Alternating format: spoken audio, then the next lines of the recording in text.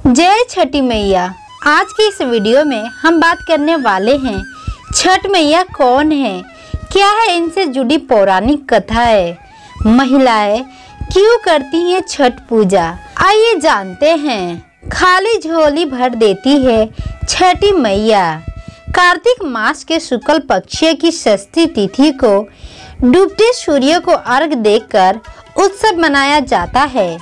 हम सभी इसे महापर्व छठ के नाम से जानते हैं। वैसे तो छठ की शुरुआत चतुर्थी से नहाए खाए का प्रारंभ के साथ हो जाती है और फिर खरना, उषा अर्घ और संध्या अर्घ के साथ यह त्योहार जब पूरे देश में धूमधाम से मनाया जाता है। इस व्रत में भगवान सूर्य की आराधना पूरी लगन और निष्ठा के साथ की जाती है और छठी मैया का यह पर्व पूरी श्रद्धा के साथ मनाया जाता है।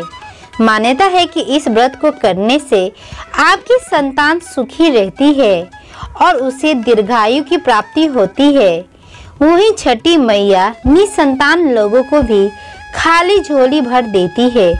आइए जानते हैं कौन है छठी मैया और क्या है इनसे जुड़ी कथाएं। पौराणिक ग्रंथों के अनुसार भगवान ब्रह्मा की मानस पुत्री और सूर्य देव की बहन है षष्ठी मैया। इस व्रत में षष्ठी मैया का पूजन किया जाता है, इसीलिए इसे छठ व्रत के नाम से भी जाना जाता है।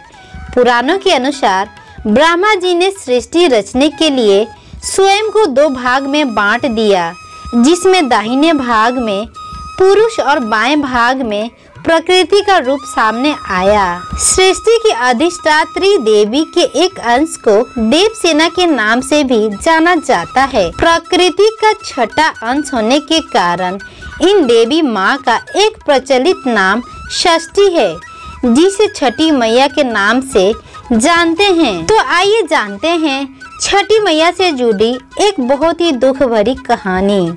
पौराणिक मान्यता के अनुसार राजा प्रियव्रत और उनकी पत्नी मालिनी संतान सुख से वंचित थे। इस बात से राजा रानी काफी दुखी रहते थे। एक दिन उन्होंने संतान प्राप्ति के लिए महर्षि कश्यप से पुत्रेशी यज्ञ करवाया। महर्षि ने यज्ञ संपन्न करने के बाद मालिनी को खीर दी।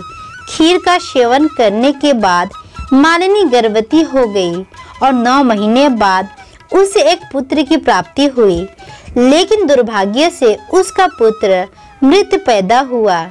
यह देखकर राजा रानी बहुत दुखी हो गए और निराशा की वजह से राजा ने आत्महत्या करने का मन बना लिया था। परंतु जैसे ही राजा आत्महत्या करने लगे तो उनके सामने भगवान मानस पुत्री देवसेना प्रकट हुई और उन्होंने कहा कि मैं षष्ठी देवी हूँ और मैं लोगों को पुत्र सुख प्रदान करती हूँ। जो व्यक्ति सच्चे मन से मेरी पूजा करता है उसकी मैं सभी मनोकामना पूर्ण करती हूँ। हे राजन, तुम मेरी विधि विधान से पूजा करोगे तो मैं तुम्हें पुत्र रत्न प्राप्ति का वरदान दूंगी। देवी के कहे अनुसार राजा प्रियव्रत ने कार्तिक शुक्ल की षष्ठी तिथि को देवी षष्ठी की पूजा की। इस पूजा के फलस्वरूप रानी मालिनी एक बार फिर से गर्भवती हुई और ठीक 9 महीने बाद उन्हें एक सुंदर पुत्र की प्राप्ति हुई। कहते हैं तभी से छठ पर्व मनाए जाने की परंपरा शुरू हुई। आशा करती हूँ यह छोटी सी जानकारी से आपको कुछ सीखने को मिला होगा। ऐसे ही वीडियो देखने के लिए चैनल को लाइक, सब्सक्राइब व शेयर करना ना भूलें। धन्यवाद। राधे राधे। जय छठी मैया। छठी मैया आपकी सारी मनोकामना पूरी करे।